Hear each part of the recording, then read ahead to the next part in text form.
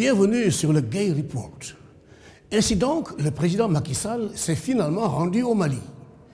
Les nombreuses questions qui trottent dans nos têtes sont simples, mais persistantes.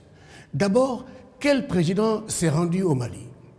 Le président de la République du Sénégal ou le président de l'Union africaine?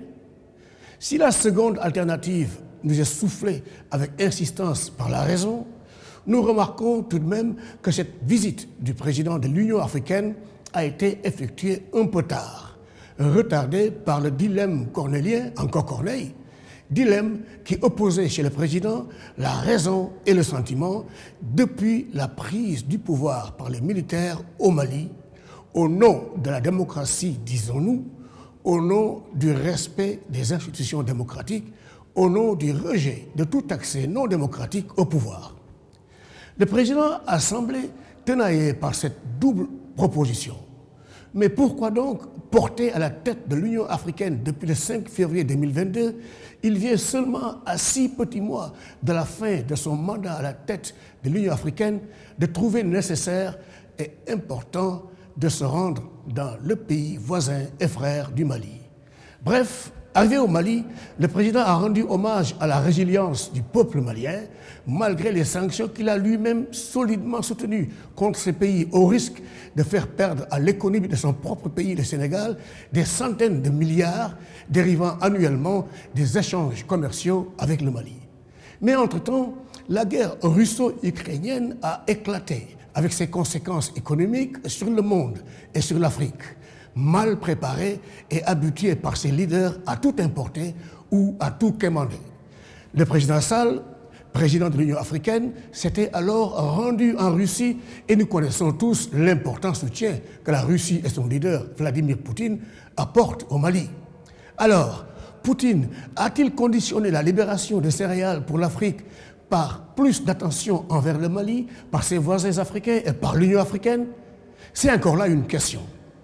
Cette visite du président Sall au Mali se passe donc au lendemain de la libération des céréales ukrainiennes et pendant la crise des 49 soldats ivoiriens arrêtés au Mali.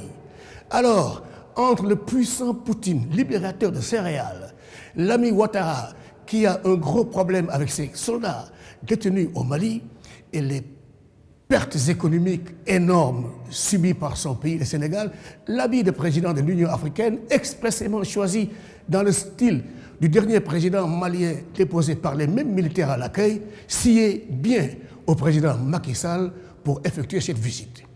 Devant un Assimi Goïta de plus en plus déterminé et des Maliens solides et résilients contre toutes agressions étrangères, devant un pays dont les enfants se réfèrent toujours à leurs valeureux ancêtres héros de l'histoire de notre sous-région, le président Sall a reconnu les progrès du Mali et la résilience des Maliens.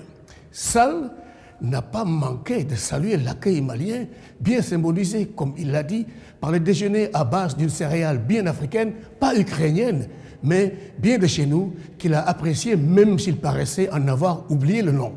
Le fognon soufflé par Assimi Goïta. Nous savons tous que le fognon malien est consommé au Sénégal depuis des lustres. Nous savons aussi qu'en 2018, l'Union européenne avait officiellement reconnu et approuvé le fognon en tant que nouvel aliment. C'est sous ce terme que l'Europe a désigné la céréale malienne dans le règlement qui permet la commercialisation du fognon en Europe en tant qu'aliment sain et innovant. Ceci dit, dès que le président est parti, les autorités maliennes ont repris le travail et le combat en portant plainte contre la France au Conseil de sécurité des Nations Unies. Une première pour un pays africain contre la France dans l'histoire de la diplomatie de notre sous-région. Alors, bravo au président de l'Union africaine qui a compris que le Mali est en train de formater le nouvel Africain et le nouveau leader africain dans une démarche difficile mais saine et sans peur.